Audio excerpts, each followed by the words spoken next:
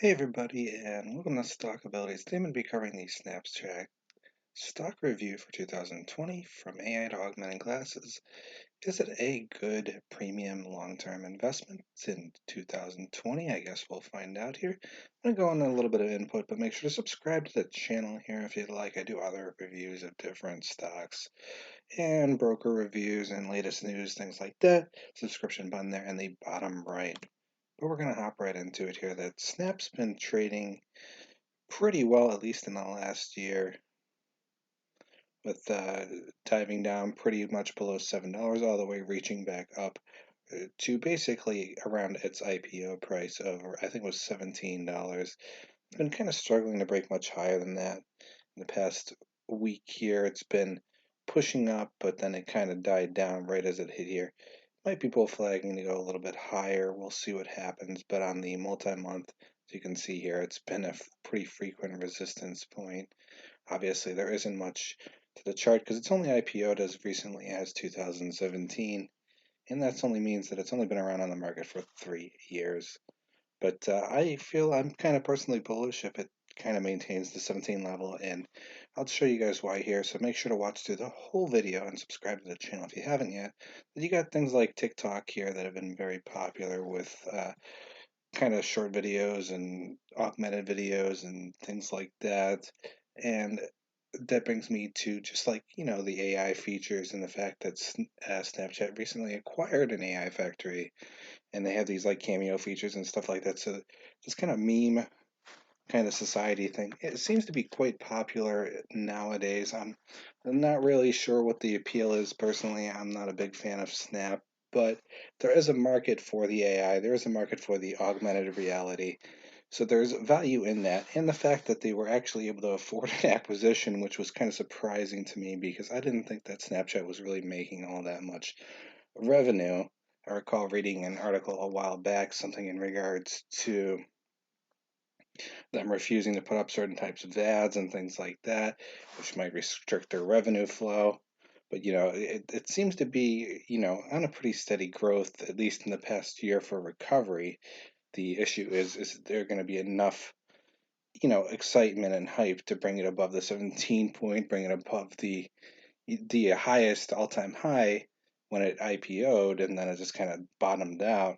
Had a review a long time ago about the IPO if you guys want to check that out in the description below. But essentially, it's been going up and up. The company, if you guys are curious, they acquired the Ukraine startup Luxury in 2015 to supercharge the animated selfie lenses in Snapchat.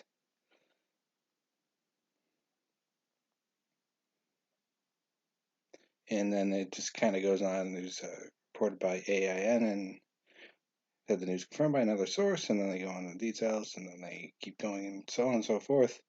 And the concept essentially is that you take different cameo type pictures for various reasons. I'm not really sure what's all that exciting about it. I guess just another creative way to take a picture, and that's just appealing, like the bunny ears and all that kind of stuff. I don't really get into it too much, but I'm gonna jump on to the next part here. That they're essentially kind of branching out in two different markets with AI, with kind of like a social engineering and data harvesting, I guess. In a way, they're reselling your information in various ways. But to cover this aspect for the AI, it's Snap's method hinges on two techniques: simplifying the way it is convol- conventional neural networks, a flavor of machine learning, common in image recognitions, recognizing shapes. So they have a lot of value in their AI tech, and that makes them unique. And there has been some offers through the years, whether it was Facebook or other companies that have tried to attempt to acquire it, the biggest one being Facebook. So that in itself has value, and that's kind of likely why it's kind of staying where it is. Something else to highlight here while I was looking, you see a lot of these like the bunny ears I mentioned and other things like that. That the aspect of augmented reality, you've seen how popular things like Pokemon Go and other things like that were in regards to just kind of a hype train, and it just kind of went up and up and up, and then it kind of faded. there's a lot of hype that can still be made into 2025, but I'd say into the next couple years, at least in this website here, they're projecting upwards of $198.17 billion market as compared to the 3.5 billion in 2017 and so on. So Snapchat's kind of early to the market, which means that there might be a lot of value to be added into the future, and Snapchat's one of the few that's doing like a mix of augmented reality and AI. There's been some rather large offers that even Spiegel turned down basically a $3 billion offer from Facebook to buy the 2-year-old Snapchat in 2013. And if, as they say, that he ever regretted it, they made another offer which he also declined, and they didn't even get to a valuation or an offer point. As you can see here, it goes in a little bit of details, but essentially the did so at a valuation of 24 billion for the IPO, and on Friday the stock closed at less than 5 per share for the first time, and the company was valued at 6.7 billion. So even though the offer that he got originally from Facebook was a lot, apparently with the IPO price, even in its current pricing, you're looking at billions of dollars, more than triple the value that it was at the time of which Facebook offered. So apparently he made the right decision in that aspect, and it might continue to grow from this point. And you got Snapchat features, just more miscellaneous AI related stuff going on. You got the lenses feature, just little features on Snapchat that you don't really think would bring in very much. And it says that their AR technology brought the company 281 million in Q4 ad revenue, a 74% year-over-year jump. And when the platform is speech recognition is only rudimentary, it's being put to a really silly application. Its emergence underscores its growing prominence of artificial intelligence on social media.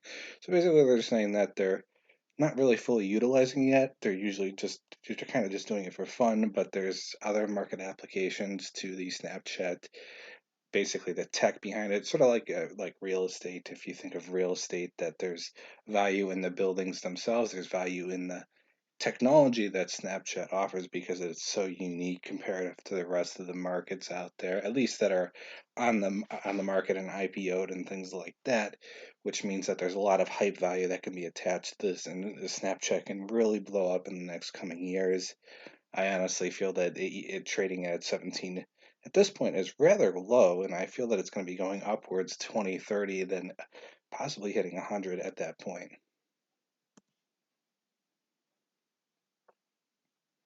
And of course, the other thing that a lot of people don't realize is that Snapchat is a Snapchat premium filter, and essentially that's bringing a lot of revenue that people don't realize, although it's, in my opinion, a little bit of a shady aspect to Snapchat. It is still part of their business model, and Snapchat itself, as to regards to what kickback and percentages they get for offering that, I'm not sure their payment structure on that, but there's a lot of revenue growing on a year-to-year basis just from that alone.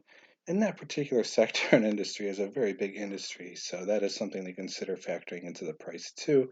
How well it'll actually factor into the actual earnings for the company. That's another story, but essentially, it's just picture resell in a whole new market that's never really been seen before. There's a lot of potential in that.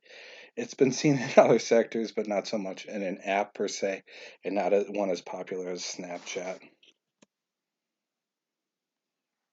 And they have some other goofy features. They cater to a unique market, like I was talking about with TikTok and things like that, that have been getting popular over the last couple of years. How viable they are beyond a fad is another story. I don't know if Snapchat is maybe going to go and try to essentially get bought out again, but at a higher valuation, or how that's going to work out.